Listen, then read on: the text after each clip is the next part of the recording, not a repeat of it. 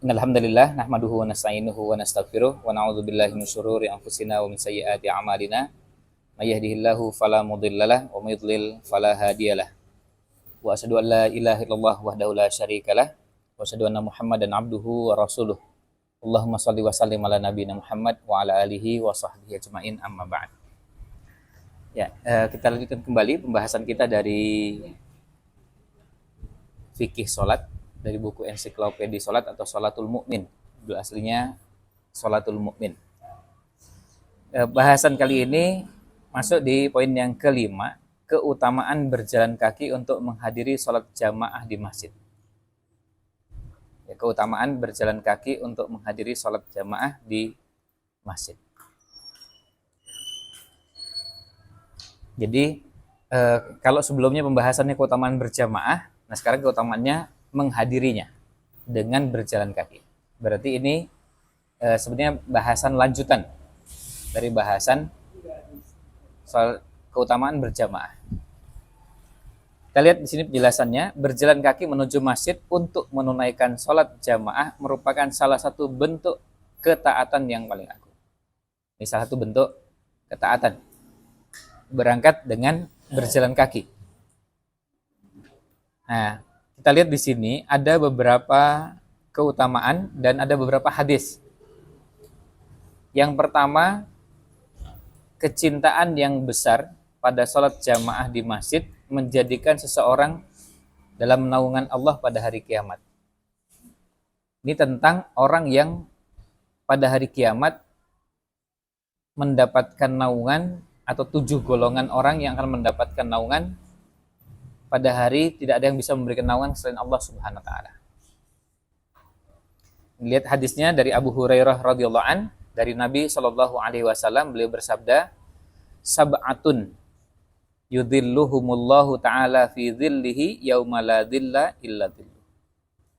Ada 7 golongan yang akan dinaungi oleh Allah Subhanahu wa taala dengan naungannya pada hari ketika tidak ada naungan kecuali hanya ada naungan Allah Subhanahu wa taala. Lalu dijelaskan 7 itu apa saja. Nah, ini bisa diberi nomor di teks Arabnya maupun di terjemahnya, boleh, untuk memudahkan menghitungnya. Yang pertama, al-imamul adilu, yaitu pemimpin imam yang adil. Imam atau pemimpin yang adil. Yang kedua, wasyabun nasya'a fi ibadatillah, pemuda yang senantiasa beribadah kepada Allah Subhanahu wa taala, atau pemuda yang tumbuh dalam ketaatan kepada Allah Subhanahu wa taala. Kemudian yang ketiga, wa rajulun qalbuhu mu'allaqun fil masajid, seseorang yang hatinya senantiasa terpaut dengan masjid. Kemudian yang keberapa? 4. Ya, yang keempat, warajulani tahabba fillahi ijtama'a alaihi wa tafarraqa alaihi. Dan 2 orang yang saling mencintai karena Allah, berkumpul karena Allah, berpisah pun karena Allah. Ini yang keberapa? Ya. Selanjutnya yang kelima, warajulun da'athum ra'atun dzatu mansibin wa jamalin faqala inni akhafullah. Yang kelima, seorang laki-laki atau seorang pemuda yang dibujuk oleh seorang wanita. Tentu dibujuk maksudnya untuk berbuat zina. Yang wanita tersebut mempunyai kedudukan lagi rupawan. Hanya punya kedudukan dan cantik.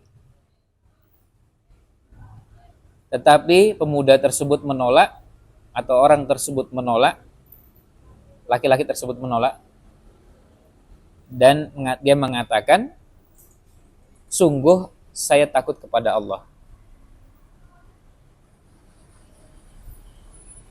Yang keberapa tadi? Ya. Selanjutnya, ya sekarang masuk yang keenam. Selanjutnya yang keenam. Makanya tadi diberi nomor supaya nggak keliru. Yang keenam, warajulun tasaddaqa bisadaqatin fa akhfaha hatta la ta'lama shimaluhu ma tunfiqu yaminuhu. Yang keenam adalah orang yang bersedekah.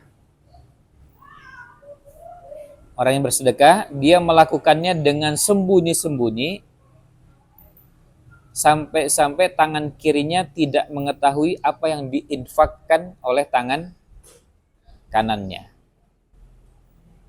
Jadi sedekah yang sembunyi-sembunyi. Lalu yang ketujuh, terakhir, wa rajulun dzakarallaha khalian fafadat ainahu. Yang ketujuh adalah orang yang senantiasa mengingat Allah di tempat yang sunyi,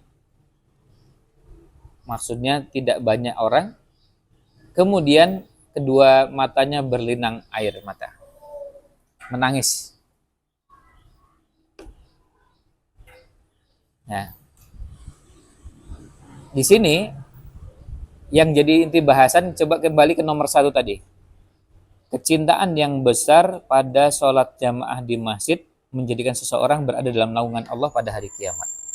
Itu yang nomor berapa itu?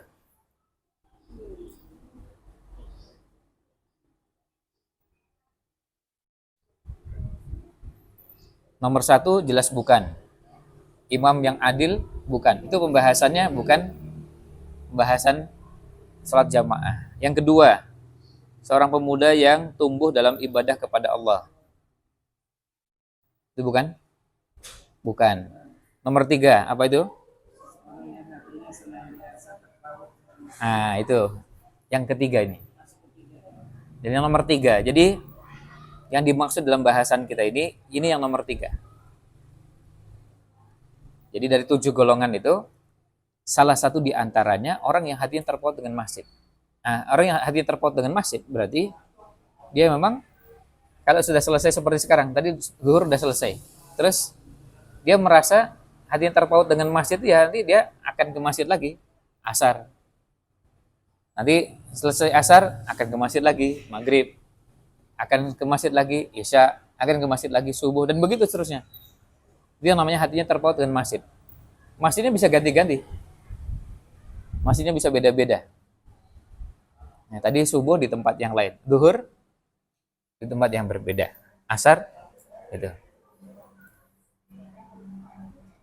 Dan kalau orang sudah hati terpaut dengan masjid itu, dia menikmati sholat di masjid yang berbeda-beda. Sholat yang di masjid yang berbeda-beda, dan dia hatinya yang sudah terpaut dengan masjid itu, dia tidak merasa asing dengan lingkungan masjid. Orang kalau nggak pernah ke masjid, itu kan dia bisa jadi merasa asing dengan situasi di masjid. Kalau orang sudah biasa ke masjid, itu di mana-mana, masjid itu pasti kalau di Indonesia, selain tadi kalau kita lihat masjid situ ada tempat imam, ada mimbar, ada tempat muadzin, kemudian ada tempat jamaah putra, jamaah putri, itu pasti ada toilet putra, toilet putri, ada tempat wudhu. Itu sudah umum, standar begitu. Cuma nanti tinggal tanya aja, sebelah mana sih toiletnya ibu-ibu? Oh, sebelah sana. Kalau yang bapak-bapak sebelah sini, tempat wudhunya bapak-bapak sini, situ, itu cuma gitu aja. Tapi tempat-tempat itu selalu ada di mana-mana. Mau besar kecil, ada yang tempat wudhunya cuma untuk 2 orang karena musola kecil. Tapi orang yang hatinya terpaut dengan masjid itu sudah pasti kalau ke masjid pasti ada tempat wudhu, pasti ada tempat buang air kecil, terus kemudian pasti ada tempat putra, ada tempat putri, itu pasti. Maka kan akan aneh kalau misalnya masuk ke masjid, ini kok nggak dipisah. Nah, ini kamar mandinya kok begini. Nah, itu bisa muncul pertanyaan itu karena tidak lazim. Nah, dan tadi dimanapun berada, karena hatinya terpaut dengan masjid, ya ke masjid. Ya, ke masjid. Jadi sampai apa? Sampai kemudian kadang-kadang dengan terpaksa karena bertemu dengan waktu sholat yang di situ, ya bertemu dengan waktu sholat yang di situ, ketika ketemu waktu sholat, kalau kemudian menunda sampai ke tempat berikutnya, itu nggak ketemu dengan masjid, akhirnya menghentikan perjalanan. Kalau kita perjalanan pribadi kan enak, begitu ini sudah mau zuhur, mampir aja lah. Dan mampir yang lain tuh kemudian sekalian makan siang, sekalian ini dan itu tuh karena apa? Karena nyambungnya ke sholat. Nah itu namanya hatinya terpaut dengan masjid. Makan siangnya kapan? Nanti sekalian zuhur. Nah, sekalian zuhurnya itu karena memang hatinya gitu. Terus carinya di mana? Carinya ya masjid dulu. Yang dicari masjid dulu baru tempat makan.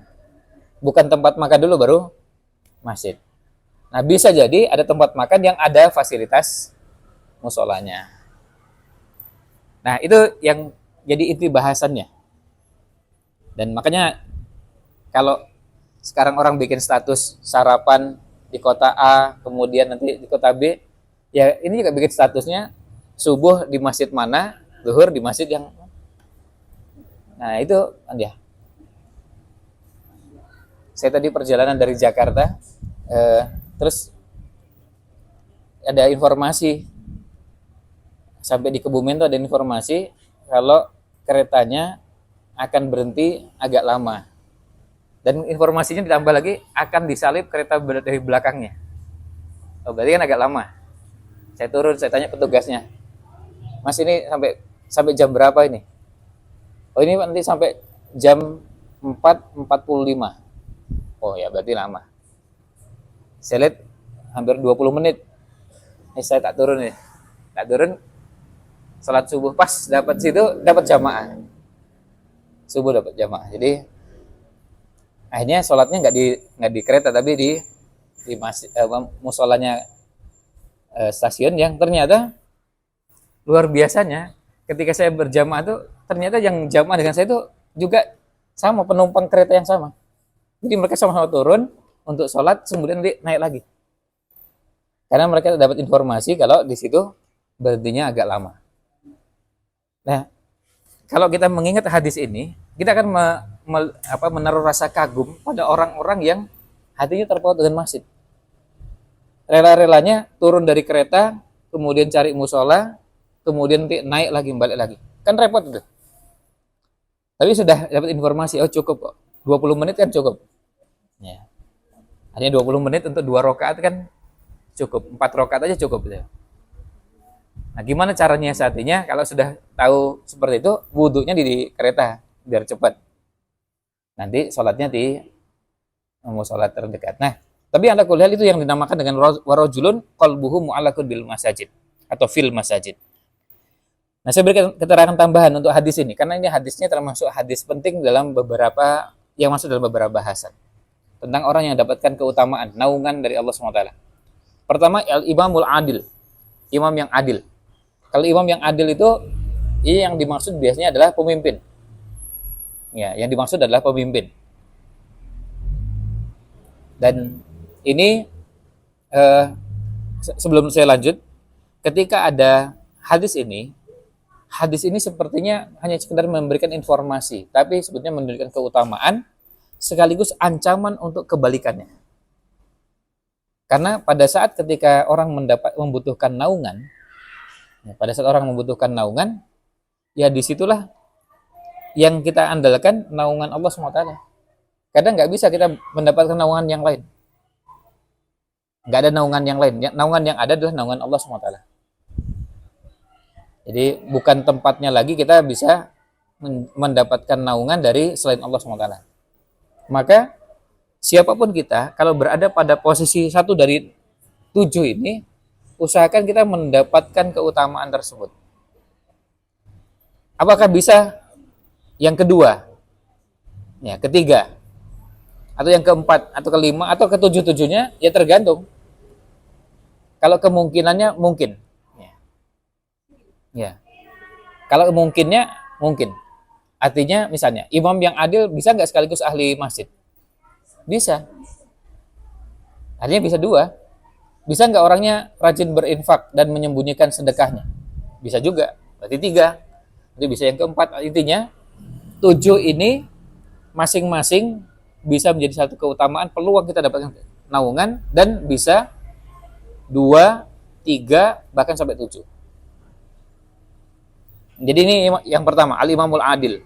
Nah ini sekarang kebetulan isunya sedang ramai karena kecurangan. Ya, lawan dari adil itulah curang. Ya. Itu artinya kalau dipahami dari situ berarti siapapun yang melakukan maka akan mendapatkan ancaman, tidak mendapatkan naungan dari Allah SWT.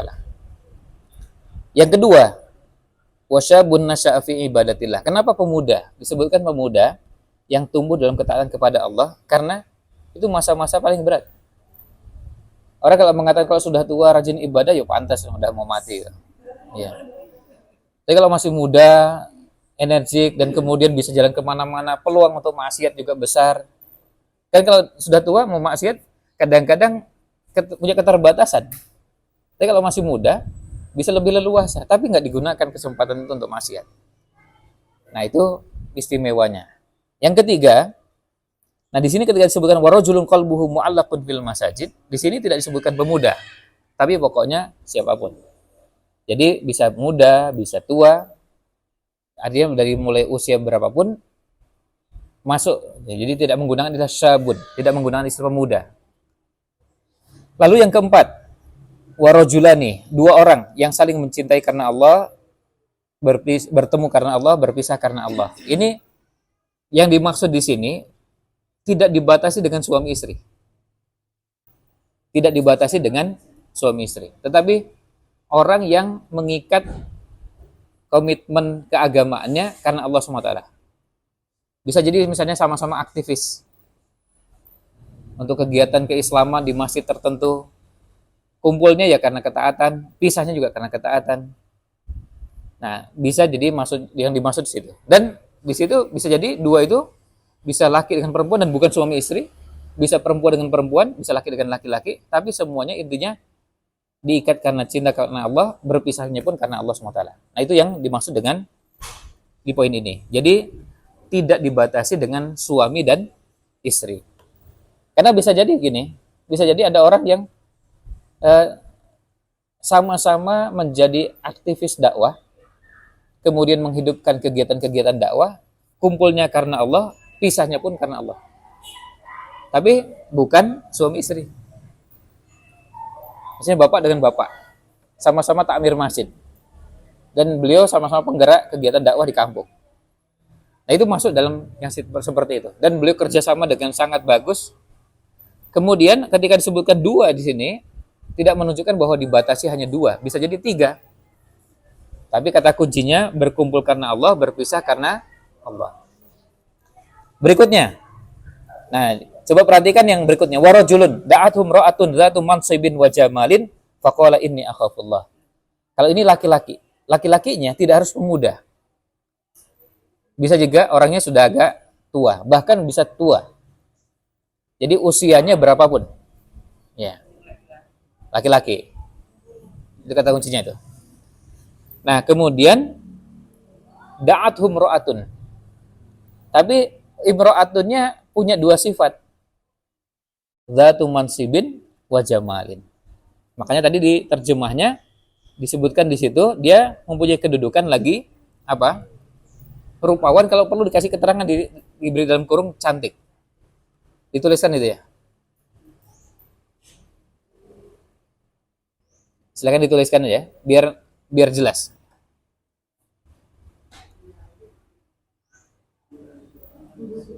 Ya.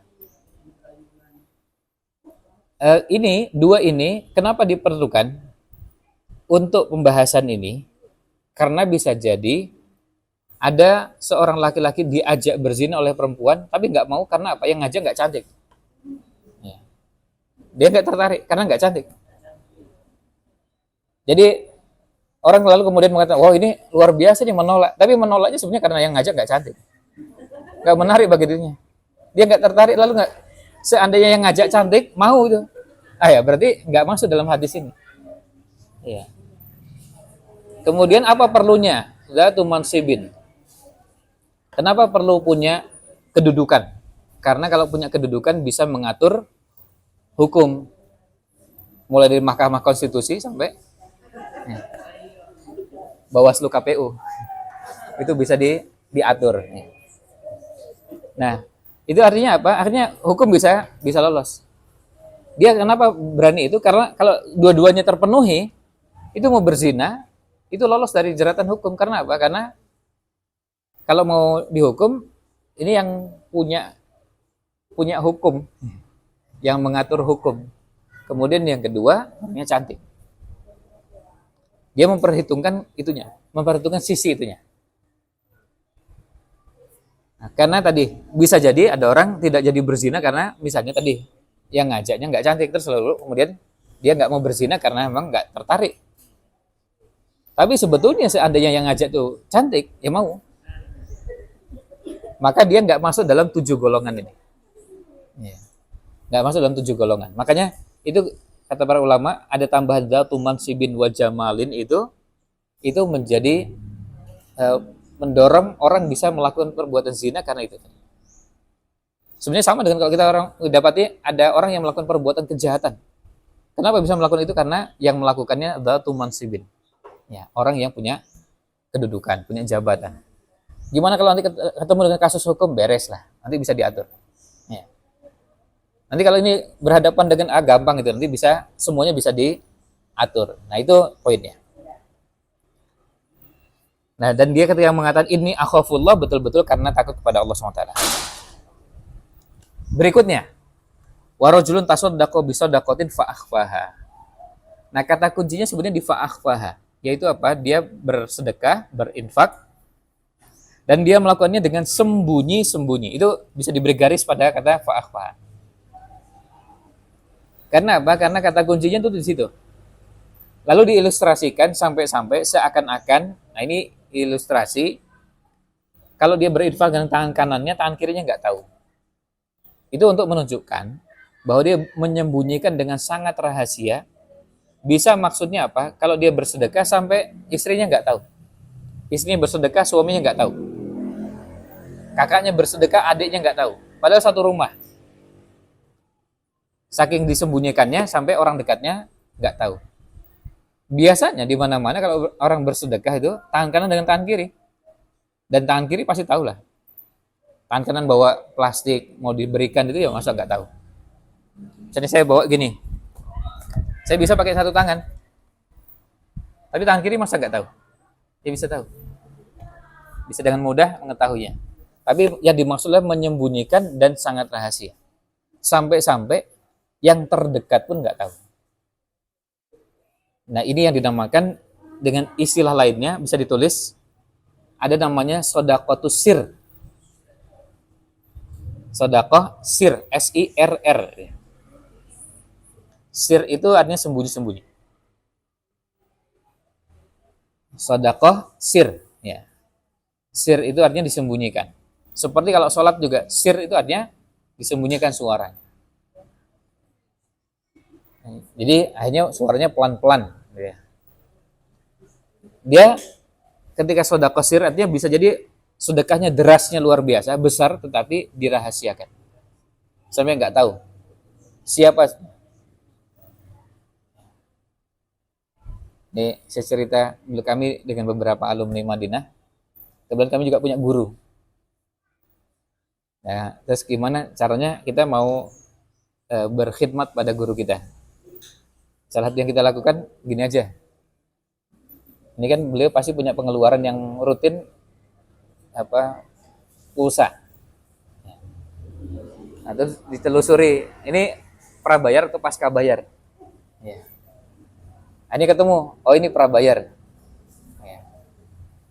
Nah, prabayar. Ini kan gampang, kalau prabayar ya tinggal belikan pulsa aja. Kalau belikan pulsa nggak akan ketahuan itu. Ya, sama-sama di Jogja misalnya, kita belikan pulsanya di kota gede, kan beliau yang tinggal di Sleman nggak tahu. Ya. Beliau yang tinggal di Sleman nggak tahu kalau kita belikan di kota gede. Nah, tahu-tahu terisi aja. Itu melacaknya susah. Meskipun bisa, tapi melacaknya susah. Dan kita diam-diam aja. Ya. Diam-diam dan itu terus kemudian kita lakukan. Nah, itu namanya shadaqatus sir. Sedekah dengan sembunyi-sembunyi. Dan sampai sekarang kita pas ketemu beliau ya diam-diam aja, ketemu ngobrol-ngobrol gitu. Pernah beliau cerita katanya, saya tuh nggak tahu ini ada yang belikan, ya kita diam aja gitu. Ya, ada yang belikan pulsa. Itu nggak, ya kita yang sama-sama belikan itu diam-diam aja. Oh ya, alhamdulillah. Ya dia ngobrolnya tuh ikut nimpali obrolan, tapi kita rahasiakan, tidak diceritakan pada yang bersangkutan. Nah sekarang nih di zaman seperti zaman dulu, kita bisa melakukan shadaqatus sir itu dengan berbagai cara dan sudah bisa lebih canggih daripada dulu. Sekarang kalau kita mau ngirim sesuatu, bantu seseorang, kalau kita sudah tahu rekeningnya kan bisa transfer dan bisa tanpa sepengetahuan yang bersangkutan. Atau kemudian bisa juga dengan ngirim barang, ngirim ini dan itu bisa tanpa sepengetahuan. Intinya, shadaqatus sir itu adalah dirahasiakan ke penerimanya, juga dirahasiakan pada orang-orang dekat kita. Kalau dulu di zaman sahabat, zaman tabiin, orang shadaqatus sir itu caranya gini. Datang ke rumahnya malam-malam, bawa barang terus keluar, pergi. Pemilik rumahnya begitu keluar rumah tiba-tiba ada barang. Entah itu kalau dulu bawa gandum, kalau sekarang beras. Ini pas beras harganya mahal ini. Ya. Sodorkan disimpan depan rumah. Yang pemilik rumahnya nggak tahu, yang memberikan siapa. Kalau sekarang kita juga bisa melakukan seperti itu dengan cara yang lain. Intinya, cara shadaqatus sir itu di setiap zaman bisa disesuaikan dengan kondisinya. Ya. Bisa dikondisikan dengan situasinya, tapi semua kita pasti bisa melakukannya. Dan ini adalah sedekah yang terbaik.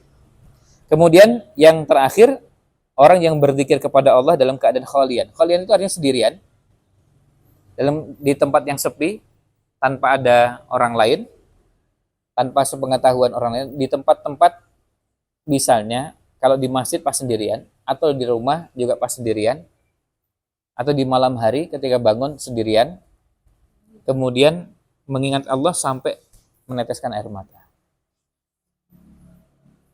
Nah, poin ini menjadi salah satu cara untuk mengukur kebersihan hati kita. Sekarang ibu-ibu kalau bangun malam, ada yang bangun malam tapi saking kotornya hati, sholat ya sholat, zikir ya zikir, doa ya doa, tapi ya nggak ada rasanya. Ya biasa aja begitu. Karena apa? Karena memang kita ngerusaknya di siang hari. Hati kita dirusak di siang hari, kerasnya luar biasa, sehingga malam ya susah untuk bisa menikmati sholat malam, bisa berzikir. Nah, sampai ada yang memberikan saran, coba ngecek ya, 1 bulan. Ini belum sampai 1 bulan ya. Sekarang biar gampang ya, ini pakai kalendernya. Kalau kalender Hijriah bulan kemarin, Rajab. Selama 1 bulan Rajab pernah nangis nggak? Ternyata menangis fafadat ainahu. Kan zakarallaha khalian fafadat ainahu. 1 bulan yang lalu enggak? Geser lagi 2 bulan. Pernah enggak? 3 bulan, 6 bulan. Kalau itu sampai seperti itu berlangsung terus, berarti ada masalah serius di hati kita. Kita bangun, malamnya bangun. Meskipun malam bangunnya cuma sebentar, 15 menit. Ada yang nggak sampai 1 jam gitu. Ada yang cuma 20 menit. Tapi bangun. Cuma sampai bayangkan sampai sebulan, 2 bulan, 3 bulan, 5 bulan, 6 bulan nggak ngerasa apa-apa. Nggak pernah nangis sama sekali. Nah, nggak pernah nangis sama sekali. Ya, berarti ada masalah. Nah, itu yang terkait dengan hadis ini. Sekarang lihat lanjutannya. Dalam lafaz Sahih Muslim disebutkan, wa rajulun mu'allakun bil masjidi idza kharaja minhu hatta ya'uda ilaihi. Seorang yang selalu terpaut pada masjid, jika keluar darinya, sehingga dia kembali lagi ke sana. Jadi artinya terpaut ke masjid itu, tadi sudah zuhur, terus keluar. Tapi hatinya terpaut ke masjid. Nanti asar itu jam berapa sih? Asarnya jam 3. Nah itu di benaknya itu sudah langsung. Pokoknya kalau sudah jam 3 kurang ini berarti persiapan. Ya, 3 kurang 15, ya siap-siap wudhu. Nanti siap-siap ini. Nanti berarti siap ke masjid. Siap. Jadi begitu. Selalu terpola dengan cara seperti itu. Ya. Dalam menjelaskan sabda Nabi SAW, seorang yang hatinya terpaut pada masjid, Imam Nawawi rahimahullah ta'ala mengatakan, artinya cintanya benar-benar mendalam pada masjid dan senantiasa membiasakan diri untuk menghadiri sholat jamaah di masjid. Hal itu berarti terus-menerus duduk di dalam masjid. Artinya terus-menerus itu betah berlama-lama di masjid. Itu maksudnya. Bukan seharian tinggal di masjid, bukan. Tapi di masjid dalam waktu yang lama itu betah. Nah, kalau ingin mengecek hati kita, masuk di sini atau enggak, kalau pas waktu luang, silahkan cari waktu luang pagi, siang, sore, yang betul-betul luang, nggak ada keterikatan apapun. Misalnya waktu duha. Pas waktu duha kita kosong. Coba ke masjid. Betah nggak lama di masjid? Ada yang di masjid baru salat 2 rakaat sudah langsung buka HP, selama buka HP-nya. Itu bukan itu. Itu bukan itu. Artinya berarti itu bahkan kalau yang begitu dan nggak betah di masjid, jangan kita munafik gitu. Kan cirinya munafik itu nggak betah di masjid kan? Cirinya munafik itu nggak betah di masjid. Dia betul di masjid, tapi di masjidnya cuma apa? Cuma untuk buka. Apalagi di masjid tertentu ada wifi-nya. Ya, cuma sebenarnya karena ngejar itu daripada paket data kan lebih murah. Nah, kalau itu bukan hatinya terpaut dengan masjid. Betah nggak lama di masjid? Sholat, zikir, berdoa, baca Quran, muhasabah. Di masjid betah nggak? Tadi, di waktu yang betul-betul kita sedang luang. Nggak ada kegiatan apapun. Nggak ada keterikatan dengan apapun. Biasanya kalau ibu-ibu, salah satu contohnya, kalau ibu-ibu yang punya anak, pas ngantar anak tuh, lebih milih nunggu di mana? Nah, ada dari sekian hari, kan kadang-kadang nunggu anak keluar dari kelas.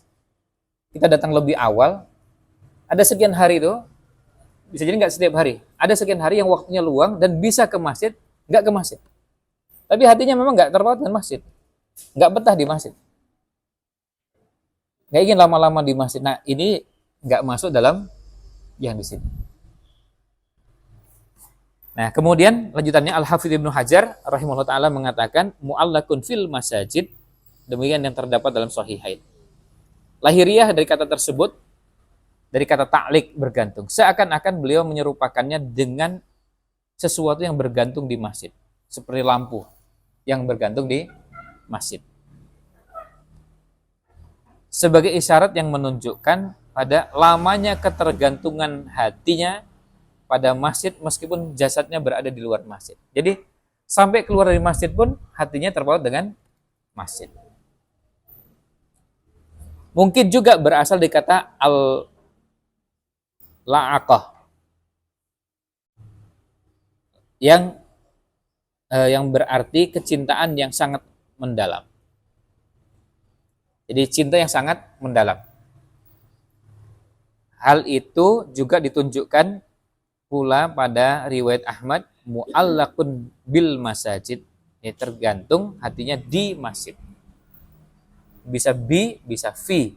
Itu redaksinya 2. Itu poin pertama, keutamaan berjalan kaki untuk menghadiri sholat di masjid. Jadi hatinya terpaut dengan masjid. Yang kedua, berjalan kaki menuju tempat sholat jamaah dapat meninggikan seseorang beberapa derajat. Lihat poinnya. Bisa langsung dikasih nomor 1, meninggikan seseorang beberapa derajat, itu kasih nomor 1-nya. Nomor 2-nya menghapuskan kesalahan atau menghapuskan dosa. Nomor 2. Yang ketiga, menghasilkan berbagai kebaikan. Itu nomor 3-nya. Jadi ada 3 itu. Nah, dasarnya apa? Hadis Abdullah bin Mas'ud radhiyallahu an. Bahwasanya beliau bercerita, wa ma min rajulin yatatahharu fayuhsinut tuhura tsumma ya'midu ila masjidin min hadhil masajid illa kataballahu laha bikulli khutwatin yahtuha hasanatan wa yarfa'uha biha darajatan wa yahuttu anhu biha sayyi'atan. Tidaklah seorang bersuci lalu dia melakukannya dengan sebaik-baiknya. Maksudnya bersuci dengan cara yang terbaik. Karena gini, ada yang bersucinya pokoknya asal-asalan, cepat. Yang penting selesai. Kemudian berangkat ke salah satu masjid dari masjid-masjid yang ada. Melainkan, ya kalau ada orang seperti ini, maka setiap kali ada orang seperti ini, Allah akan menetapkan baginya setiap langkah yang diayunkannya. Lihat, yang pertama mendapatkan kebaikan. Mendapatkan satu kebaikan. Kemudian yang kedua, meninggikan satu derajat. Meninggikan satu derajat. Yang ketiga, menghapuskan satu keburukan. Bayangkan setiap langkah dapat 3 itu. Ya, setiap langkah ke masjid mendapatkan 3 keutamaan tersebut. Hadisnya diriwayatkan oleh Imam Muslim. Bayangkan langkah ke masjid. Sekarang kalau ada di antara kita yang rumahnya paling dekat dengan masjid, itu kan langkah ke masjid lebih dari 10. Langkahnya kan dari sejak keluar rumah, bisa jadi dari kita sendiri kalau keluar sampai depan rumah, itu sudah hampir 10 langkah. Terus kita samping masjid. Jalan ke sampingnya mungkin cuma 15 langkah. Sampai kemudian masuk ke dalam pintu. Sampai ke pintu masjidnya. Paling enggak kita misalnya 25 langkah, 30 langkah. Bayangkan ini yang paling dekat saja, setiap langkahnya mendapatkan keutamaan ini. Apalagi kalau yang tinggalnya jauh. Nah, kemudian juga didasarkan pada hadis Abu Hurairah yang dimarfukannya.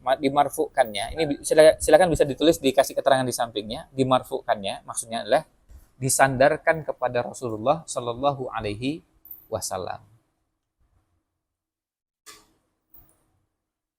Dimarfukannya itu maksudnya disandarkan kepada Rasul Sallallahu Alaihi Wasallam. Jadi ini untuk menunjukkan bahwa ini sebenarnya adalah sumbernya dari Rasulullah Shallallahu Alaihi Wasallam.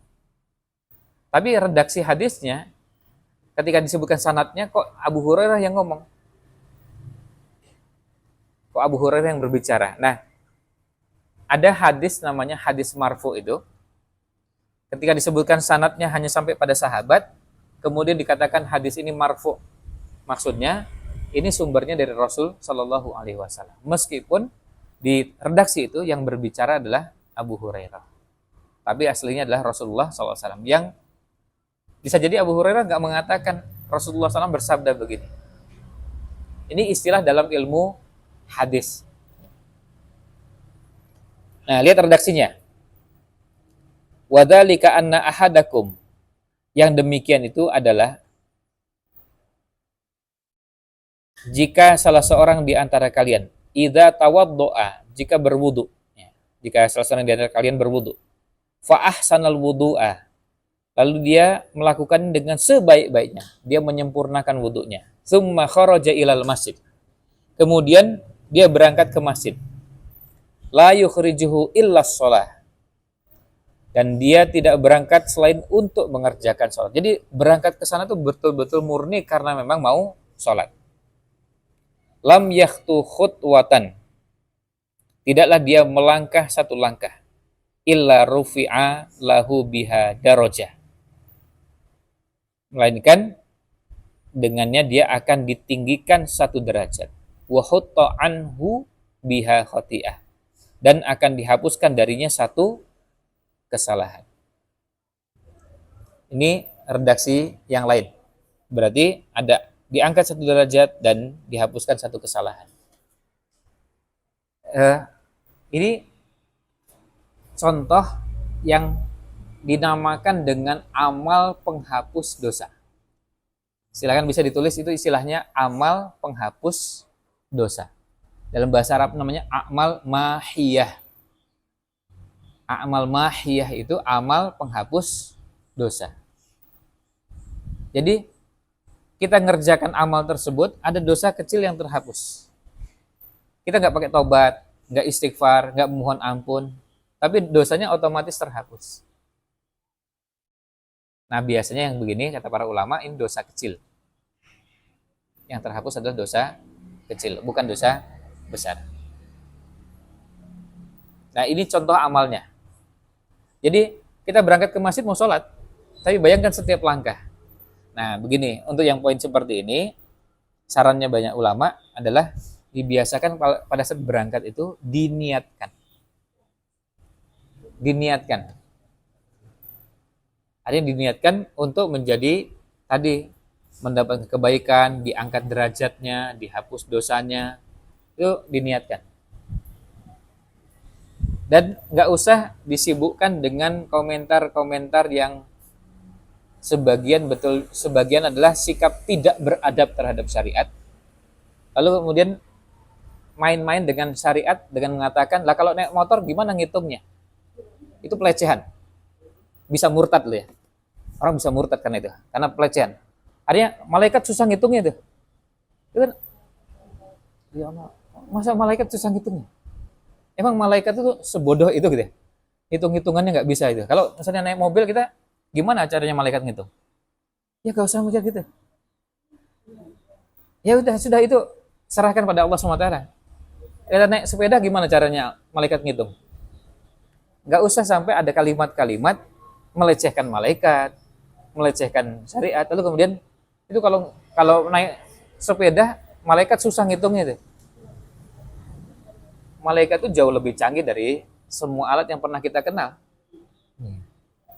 Kan nggak mungkin lalu kemudian kita mengatakan itu kalkulatornya susah hitungnya. Kalkulator manusia itu bisa, tapi kalau malaikat nggak mungkin. Karena sekecil apapun pasti tercatat. Gimana cara mencatatnya? Nah itu yang kita nggak tahu. Dan sekali lagi jangan sampai menggunakan guyonan-guyonan seperti tadi. Karena ini termasuk guyonan main-main terhadap syariat. Ingat surat At-Taubah ketika orang-orang munafikin main-main dengan Allah, Rasulnya, syariatnya. Allah nyatakan kul, katakanlah abillahi, apakah terhadap Allah, wa ayatihi, terhadap ayatnya, wa rasulihi, terhadap Rasulnya, kuntum tastahzi'un, kalian main-main. Kalimat lanjutnya la ta'tadiru, tidak ada maaf bagi kalian. Qad kafartum ba'da imanikum, kalian telah kafir setelah sebelumnya kalian beriman. Jadi jangan main-main dengan yang begitu. Ya.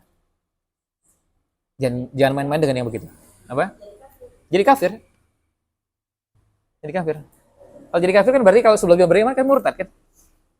La ta'tadiru, tidak ada maaf bagi kalian. Qad kafartum, kalian telah kafir ba'da imanikum setelah kalian beriman. Ayatnya itu di surat At-Taubah. Nanti silakan bisa dicek. Bahkan redaksinya itu dengan sangat tegas, qad kafartum, kalian telah kafir ba'da imanikum setelah sebelumnya kalian beriman. Nah, sebentar, ini ayatnya saya harus cari.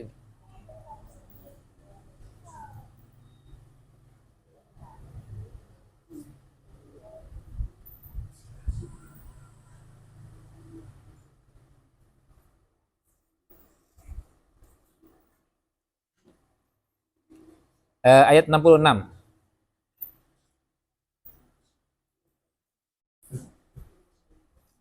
Dimulainya dari ayat 65, tapi yang kalimat tadi la ta'tadiru, tidak usah kamu minta maaf, qad kafartum, karena kamu telah kafir ba'da imanikum, sesudah kamu beriman. Itu di ayat ke-66 surat At-Taubahnya. Sudah ketemu? Ya. Dan lihat ayat sebelumnya supaya kita tahu ayat sebelumnya itu bicaranya kafirnya karena main-main, guyonan. Lihat ayat 65-nya. Wala in sa'altahum, dan jika kamu tanyakan kepada mereka, layaqulunna, ditanyakan kepada mereka tentang apa yang sudah mereka perbuat. Tentulah mereka akan menjawab, innama kunna nakhudu wa nal'ab. Sesungguhnya kami hanyalah bersenda-gurau dan bermain-main saja. Itu tadi kan cuma gurau gitu. Cuma guyonan, tapi yang dijadikan guyonan malaikat.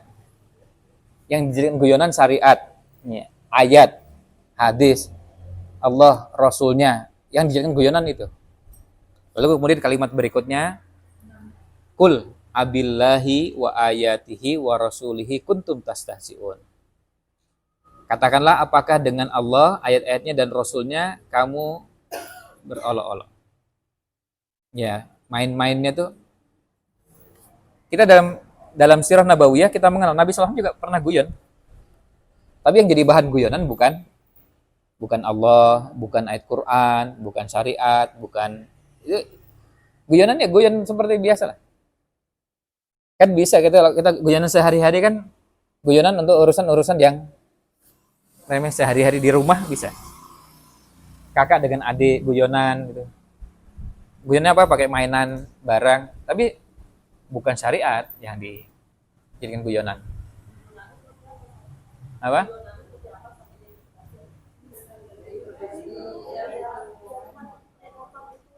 Iya, jadi guyonnya mengatakan itu malaikat bisa ngitungnya nggak itu ya? Kalau kita naik motor itu. Jadi memper apa menjadikan malaikat sebagai bahan guyonan. Itu kalau kita kan tadi kan hadisnya setiap langkah mendapatkan kebaikan, mengangkat derajat, menghapus dosa. Setiap langkah. Kalau 2 langkah gitu. Itu kalau jalan kaki. Kan langkah. Kalau naik motor gimana? Terus lalu kemudian guyonannya itu malaikat bisa ngitung nggak ya? Iya, itu.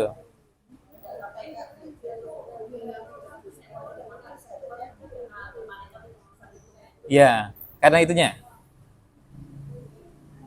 Karena mempermainkan malaikatnya. Jadi membayangkan membayangkan malaikat itu makhluk yang sebegitu bodohnya seperti sebagian orang. Kalau ngitung langkah kan bisa, kalau ngitung pakai begitu naik motor nggak bisa ngitung. Apa sebodoh itu? Ya. Nah, kalau sekarang orang berangkat ke masjid naik sepeda, kan nggak langkah itu, bukan langkah kaki kan, tapi naik sepeda, ngayuh. Kalau sampai mengatakan malaikat nggak bisa ngitung, itu yang dimaksud pelecehannya. Nah, ya masa malaikat nggak bisa ngitung sih? Ya. Masalah cara ngitungnya, ya itu semua serahkan pada Allah SWT. Kan banyak hitungan-hitungan yang sekarang ini berlaku untuk setiap amal. Kita sendiri nggak bisa dan nggak tahu cara ngitungnya. Sekarang misalnya saya berbuat baik pada orang tua, gimana cara ngitungnya?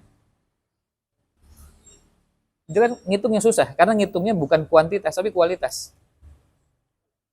Saya ketika sekarang gini, kalau ada seorang anak kepada orang tua, berbuat baiknya dengan menyuguhkan hidangan, itu pahalanya berapa itu?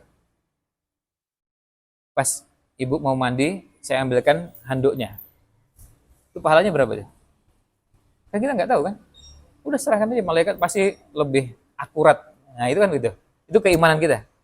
Pasti malaikat lebih akurat menghitungnya dan pasti bisa memberikan balasan. Allah pasti memberikan balasan yang terbaik. Kalau diserahkan sama orang itu malah susah itu. Bu bisa nggak ngitung?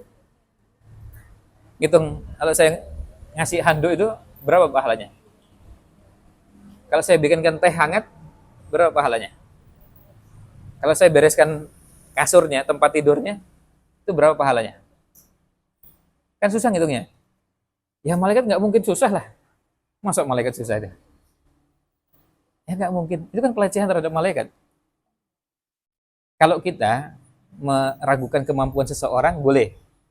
Saya nggak yakin Bu Hilda itu bisa ngitung kalau saya berbuat amal soleh untuk orang tua. Saya bisa meragukannya. Kan susah ngitungnya. Karena apa? Ngitung kualitas bukan kuantitas. Bikin teh itu, ada yang prosesnya agak panjang. Mulai dari air hangatnya dulu. Dan air hangatnya, itu prosesnya juga harus nyuci dulu. Ada yang prosesnya panjang gitu kan? Ada yang enggak, ada yang sudah, karena tinggal dispenser, ya sudah tinggal pijit. Ya, tinggal pijit, karena dispensernya udah. Ya tinggal pijit, langsung jadi. Nah, cara ngitungnya udah serahkan pada malaikat. Allah SWT pasti memberikan kemampuan pada malaikat untuk menghitungnya itu. Nah, yang jadi masalah tadi adalah kalimatnya melecehkan malaikat. Bisa nggak malaikat ngitung itu? Oh, itu kan keterlaluan. Apa?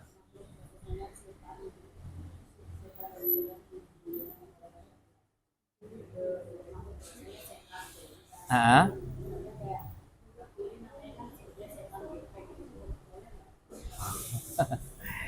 oh gitu ya. Nah, kalau kalau kalau ini nggak sampai dalam ayat yang dimaksud ayat tadi ya. Ini baru tanya, kalau misalnya kalian ini sering mengganggu dan mengalihkan orang dari ketaatan, lalu bilang ini setan gepeng. Ya, ya. Ini kalau dimaksudkan dengan ayat tadi nggak sampai ke situ. Meskipun ya kalau kita melihat ini sebetulnya persoalannya kadang bukan di alatnya ini kan, sebenarnya kitanya sendiri gitu. Nah buktinya ada orang memanfaatkan ini bisa untuk banyak kebaikan. Ya sekarang gampang aja lah. Sekarang dalam satu pekan ini, siapa di antara kita yang pernah ngaji pakai ini dan berapa banyak? Kayak gitu. Ya berapa banyak, berapa lama? Ya. Pada beberapa orang malah justru memang ya banyaknya di sini. Karena apa? Karena saya sering bepergian. Waktu yang paling memungkinkan saya banyak ngaji ya dari sini. Karena kalau bawa mushaf saya kerepotan. Saya naik kereta nunggu di stasiun. Kalau bawa mushaf nggak sesimpel pakai ini. Kalau pakai ini kan bisa cepat. Ya. Buka ayatnya juga cepat. Seperti tadi ditanya ayatnya nomor berapa, bisa cepat. Kalau pakai mushaf bisa lebih lama. Nah, tapi jadi intinya ini ya, tergantung orangnya ya. Makanya kenapa ada istilahnya ini kan smartphone ya. Tapi stupid man. Jadi phone yang pintar, cerdas tapi orangnya yang stupid. Jadi orangnya tambah bodoh tuh. Ini tambah cerdas. Canggihnya luar biasa. Wah, pokoknya bisa mengerjakan macam-macam. Tapi orangnya yang kayak bisa.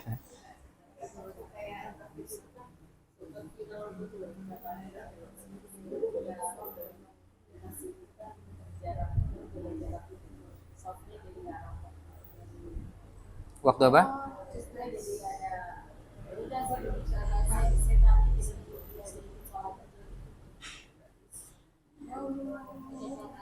Oh, sholat yang berjarak. Oh, kalau itu enggak. Enggak, kalau itu enggak.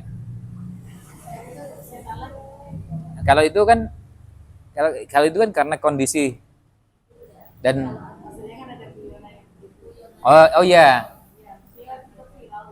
Ya. Kalau itu kalau itu bisa masuk dalam dalam apa dalam ayat tadi. Karena apa? Karena salah satu yang menyatakan itu sehari-harinya pun tidak merapatkan soft. Itu sudah clear terklarifikasi yang bersangkutan yang ngomong begitu itu sehari-harinya dalam kondisi normal seperti sekarang ini dia nggak merapatkan soft. Tapi pada saat ada kondisi pandemi itu dia ngenyek pada yang menjauhkan softnya, tapi di waktu yang sama di hari-hari biasa sendiri dia nggak merapatkan soft. Dan itu dicek pada orang yang diinformasikan oleh orang yang biasa dan beberapa kali menyaksikan yang bersangkutan sholat berjamaah nggak pernah merapatkan soft. Bahkan lalu kalimat itu risih dengan orang yang mepet-mepet. Nah itu kan artinya kalimat itu bukan berangkat dari semangat untuk menerapkan syariat, tapi ngenyek. Dia sendiri nggak mempraktekkan, dia tahu, tapi sehari-harinya nggak. Sekarang ini kondisinya normal, dia nggak merapatkan soft. Nah itu bisa kena kepada ayat tadi. Beda dengan orang yang selama ini merapatkan soft, terus kemudian dia merasa keberatan dengan itu, lalu kemudian berbeda pandangan. Nah itu juga harus dijaga ya. Kalimat-kalimatnya jangan sampai ada kalimat yang seperti tadi itu. Gitu ya. Ya, ini ada beberapa hadis yang isinya sama. Hadis yang berikutnya dari Abu Hurairah, lalu juga hadis yang terakhir juga redaksinya hampir sama. Intinya adalah setiap langkah mendapatkan satu kebaikan, diangkat satu derajat, dihapus satu dosa. Nah, ini Yang kedua, yang terakhir, yang ketiga, ditetapkan baginya pahala berjalan ke rumah sebagaimana ditetapkan baginya pahala saat berjalan ke tempat sholat jika dia mengharapkan pahala dari hal tersebut. Lihat kalimatnya. Tolong diberi garis pada kalimat jika dia mengharapkan pahala dari hal tersebut. Jika dia mengharapkan pahala dari hal tersebut. Ini poinnya begini, maksudnya.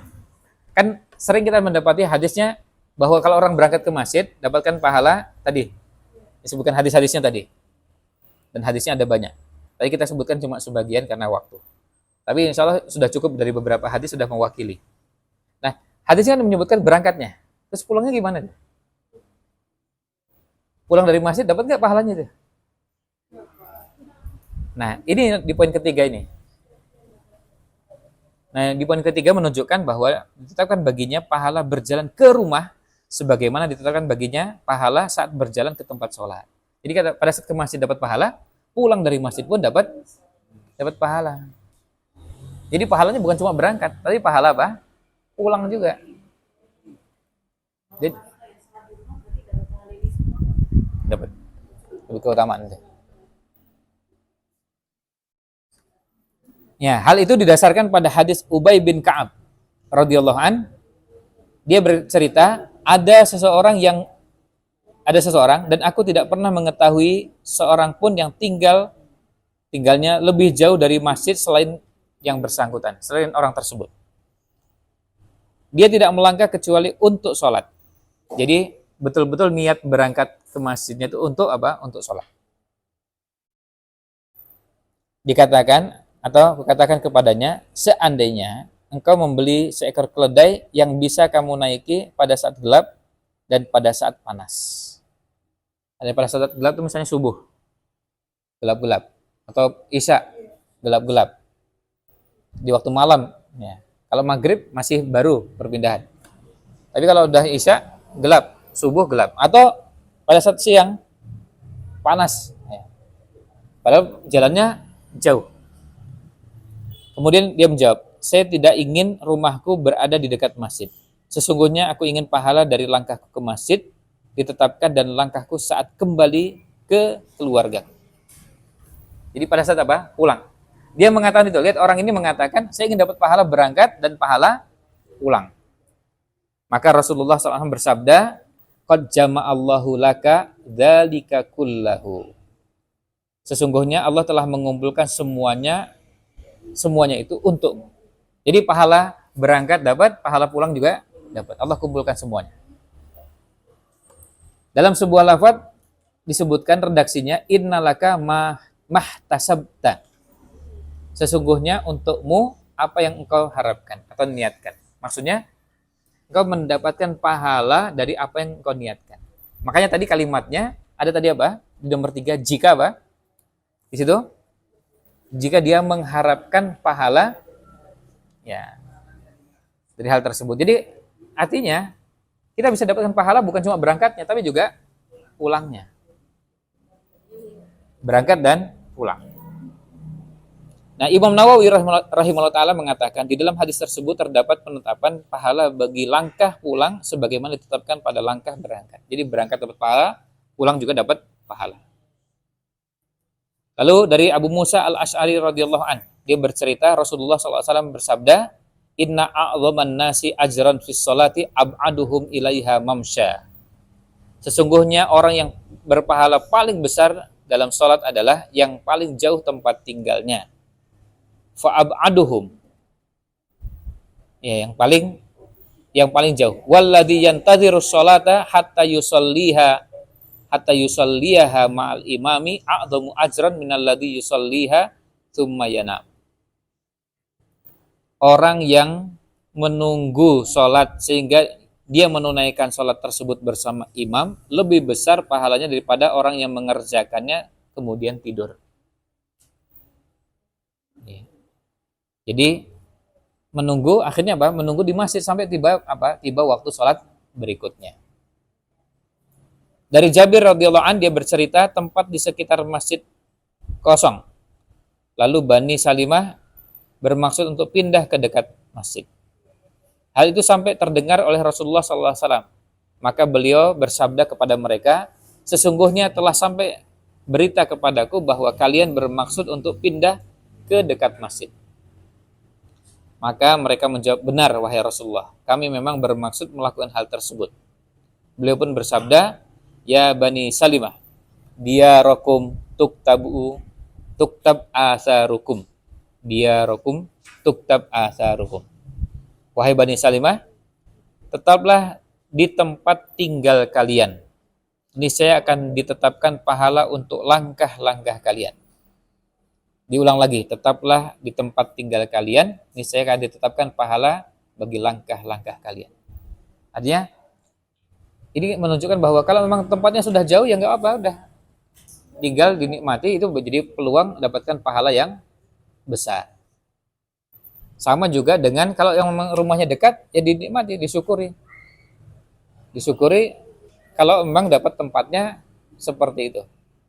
Jadi tidak perlu lalu memaksakan harus pindah. Tidak perlu harus memaksakan harus pindah, sementara memang rumahnya sejak awal sudah ada di situ. Beda dengan kalau sekarang misalnya orang memang mau pindah kota dari Jogja, mau pindah kemana? Pindah ke Jakarta. Terus di Jakartanya di mana ada banyak pilihan. Saya pilihannya cari yang dekat masjid, ya nggak apa-apa. Nah itu memang sejak awal ada pilihan yang memang belum punya rumah yang jauh, yang agak jauh, dekat, agak dekat, itu nggak ada. Memang ada pilihan. Nah terus lalu memilih yang mana?